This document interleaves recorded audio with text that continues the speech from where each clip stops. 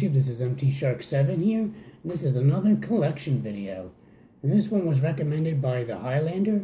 I'll put a link in the description so you can check out his YouTube channel.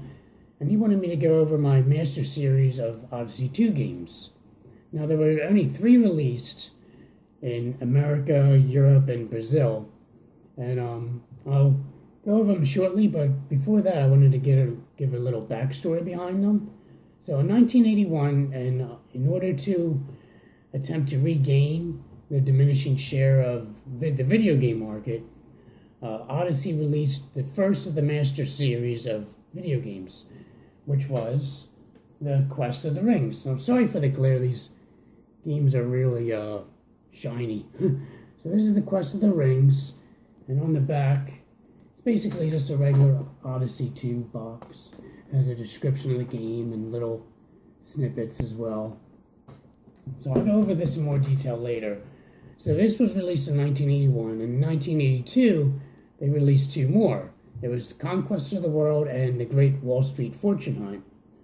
Now, they were supposed to release a 4th Master Strategy game, which was Sherlock Holmes, but the prototype was made, but it was never released. And I believe there's only one single prototype known to exist. Now, in sales in Europe, they released Conquest of the World and Quest for the Rings, which was video pack number 41 and, 41 and 42 respectively, which the cartridges were numbered over in Europe. And the content was localized for certain countries they used multilingual languages, so it would satisfy everyone in that country that wanted to pick this stuff up. Phillips also brought the Great Wall Street Fortune Hunt, which was video pack number 46. Now in Brazil, they brought the Master Series as well, but again, given the full localization treatment. The Quest for the Rings, I'm not gonna pronounce these because I know I'm gonna butcher the names. They were named they were different names for them. But I'll put it in the description as well, this little snippet here, as well as where I got this information from. And Conquest of the World was another name for it. But the Great Wall Street Fortune Hunt was just Wall Street. So that's the only one I can really pronounce. Now, more about the Quest of the Rings. As I said, it was released in 1981. It was actually named Most Innovative Game for 1981 by Electronic Games Magazine, which I guess was a magazine back then. That's what I read online. But, also another thing I want to note is that the European version had a different box cover. It didn't look like this at all. So you can check out that out on the references website I'll put in the description. So when you open it up, I'll just give an example of this. This was actually the background for the European version. You have the game on one side, and then in here is like all the pieces. So I'll just show a little bit of them. The little pieces here, little coins, cards that haven't even been punched out yet, and more coins there. And then you have the game, and then underneath this tray is my receipt. You need that. And the manual. Look at this manual. They don't make them like they used to. I'm just going to flip through a little bit of it. I don't know. But it's full color, which is pretty cool. Even the descriptions. So yeah, so you get the idea. It's like huge manual. It's like 30 pages. And then you got a board game. So basically these were board games using a video game. So here you have the board. And then you also have this other board as well. It's like kind of like an overlay.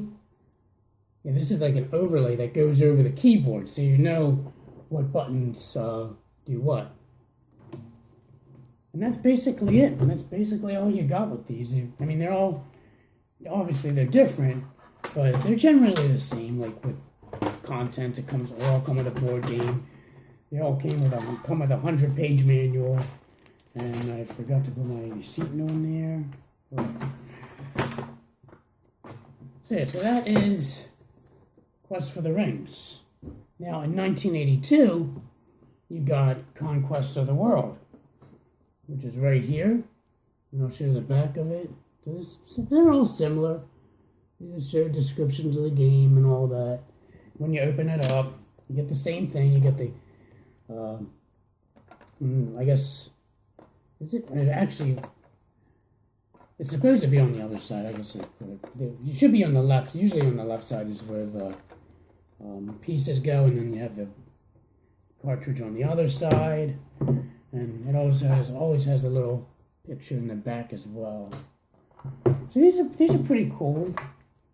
And you got I'm not going to show too much of it. I guess these ones actually are like little magnets you get for this game. I guess it's basically like kind of like a Risk game. With the manual, and you have the board game. But this one doesn't have an overlay. I don't know why. I think it's missing when I bought this. Yeah, so there you go. Board. I mean, it sucks that they only made 3 of them. It seems like this would be a pretty cool idea, you know, like combining board games with actual video games. But unfortunately, they only made 3. So and obviously, this was also Video Pack 41 when it was released in Europe. And last but not least, we have the last game they made was Wall Street Fortune Hunt, which is, I'm not going to take it apart. It's sealed. I bought this off Tory2600.com. It says CIB for complete. Better be complete. Otherwise, there's a problem. And then you get the little stuff in the back. So yeah, and then this one was Video Pack number 46, which I don't know why they numbered their stuff. I guess, I mean, I know they, Atari, I mean, the Sears telegames were numbered for their Atari games. Maybe that's why. I guess that was a thing. So yeah, so that's basically it. There's only 3 games ever released, and actually I saw the Highlander play Quest for the Rings. I think that might have been the first video I saw of his, and it looks like a really fun game. Kind of complicated, but it's kind of cool. You mix like board games with video games. I always thought that was neat. So it's basically kind of brings it back to the original video game console, the Odyssey, which is basically like overlays on a television screen, and you had like physical pieces, like they had roulette and like cards and chips and all that other stuff that came with it. So I guess they were kind of gearing towards that idea, but I mean, I haven't read anything if it was successful or not. I'd imagine not, considering they only made 3 of them. But I don't know. It'd be cool if, like, I mean, I know that would never happen nowadays, but I think it would be cool to have like a little board game / video game, like combined type of game. But you never know. So that is my collection of Master Strategy games. Anyway, guys, I hope you like this video, and until next time, this is MT Shark 7 signing out. Have a good day.